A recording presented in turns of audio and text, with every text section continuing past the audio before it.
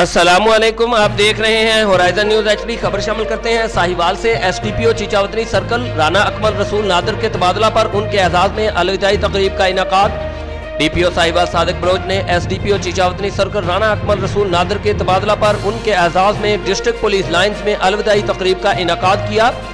इस मौका पर डीपीओ साहिवाल सादिक बलोच ने उनके लिए नेक ख्वाहिशात का इजहार किया और नई तैनाती पर कामयाबी के लिए दुआ की और कहा कि ट्रांसफर पोस्टिंग सर्विस का हिस्सा है।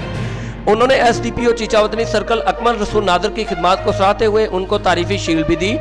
इस मौका पर अकमल रसूल नादर एसडीपीओ चीचावतनी सर्कल ने अपनी तैनाती के हवाले से ख्यालात का इजहार किया। तकरीब के आखिर में अफसरान ने डीएसपी अकमल रसूल नादर को फूलों के गुलदस्ते और तोहफे दिए।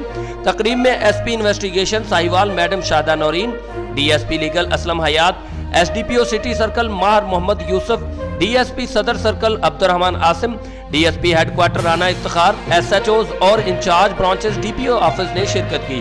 तर्जमान पुलिस जिला साहिवाल। रिपोर्ट महबूब चौधरी, सरपरस्त आला, होराइजन न्यूज एचडी।